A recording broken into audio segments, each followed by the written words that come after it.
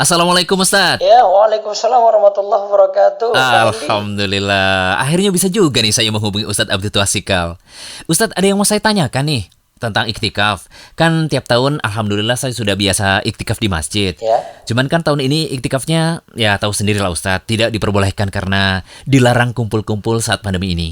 Nah, terus gimana dong Ustadz kebiasaan iktikafnya ini? Harusnya tahu dulu dong. Ilmu itu harus ada sebelum beramal nih. Oh iya betul, harus punya ilmu dulu ya Ustadz ya.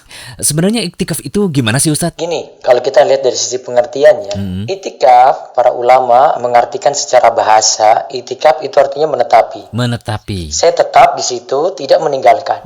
Secara istilah atau terminologi, itu adalah menetap di dalam masjid. Ingat ya, di dalam masjid. Namun itu dilakukan oleh orang tertentu dengan niat yang khusus, yaitu dia niat untuk itikaf. Terserah di sini nanti ada itikaf wajib, nazar bentuknya, atau itikaf sunnah. Bisa juga kita sebut itikaf mutlak gitu, waktunya bebas. Oh gitu. Kalau kita sebut itikaf, itu cuma itikaf dalam kebaikan saja. Terus ada ketentuan lainnya nggak Ustadz? Oh ada Pak Hendy, ada rukun ada. dan syaratnya. Layaknya ibadah sholat, puasa itu ada rukun, ada syaratnya. Nah, ini perhatikan ini ya Pak Hendy ya. Siap. Saya jelaskan dulu tentang rukun dan syarat untuk itikaf tadi. Pertama nih, orang yang beritikaf itu haruslah memenuhi 3 syarat. Apa aja tuh Ingat Ustadz? ya, Islam, berarti dia seorang muslim. Yang kedua berakal, berarti orang gila nggak bisa itikaf nih. Oh iya dong Ustadz, ya kali orang gila iktikaf.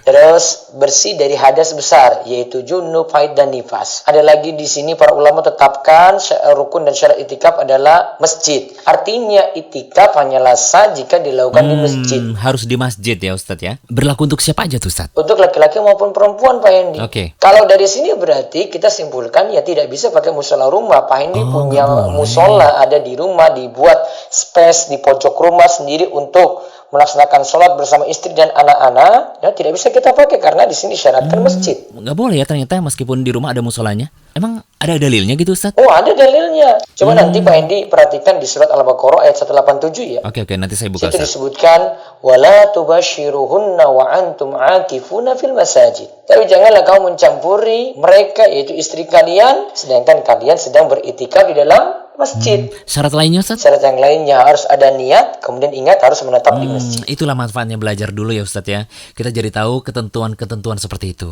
Apalagi rujukan dari para ulama. Aduh, terus gimana dong Ustadz nih? Berarti iktikafnya tidak boleh di rumah nih? Ya gimana lagi dong Pak Hendy? Memang syaratnya seperti itu.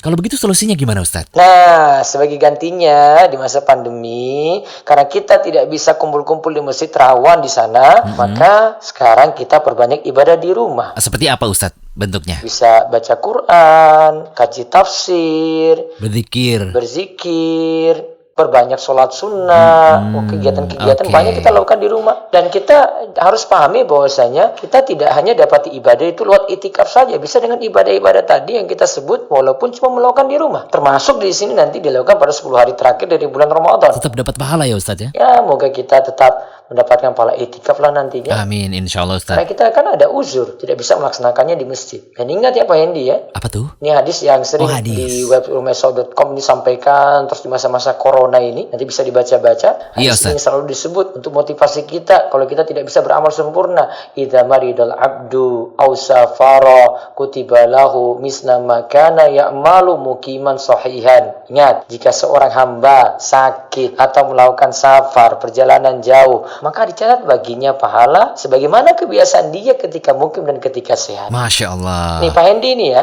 kalau ketika safar kan sholatnya jadi qashar 2 rakaat. Padahal kalau mukim itu 4. Maka ketika safar tadi tetap dinyatakan pahalanya dapat yang 4 rakaat juga, karena 4 rakaat ini sudah jadi kebiasaan. Masya Allah. Karena udah biasa ya Ustadz Sebenarnya ya? kalau kita lihat juga para ulama katakan seperti Ibnu Hajar ya. Dia katakan gini Pak Hendy, hadis itu berlaku untuk orang yang ingin melakukan ketaatan lantas terhalang. Ingat ya, terhalang berarti punya uzur.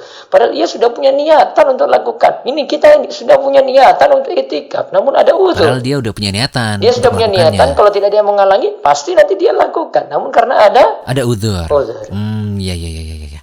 Berarti kalau saya sudah punya kebiasaan iktikaf di bulan Ramadan sebelumnya, tetap akan dicatat pahala iktikaf ya Ustadz ya? Iya, seperti itu maksudnya. Alhamdulillah deh kalau gitu. Saya jadi senang nih Ustadz nih. Iya, makanya kita harus jaga amalan secara kontinu, walau jumlahnya itu sedikit. Kuncinya di situ, jaga amalan aja. Nah, itu dia. Sedikit tapi continue. Oke, kalau gitu udah dulu Ustadz. Afwan nih udah mengganggu waktunya. Iya Pak Hendi, semoga Allah jaga antum. Amin. Begitu juga dengan antum dan keluarga Ustadz. Assalamualaikum. Ya, waalaikumsalam warahmatullahi wabarakatuh. Raih ilmu bersama Ustaz Muhammad Abdul Twasikal.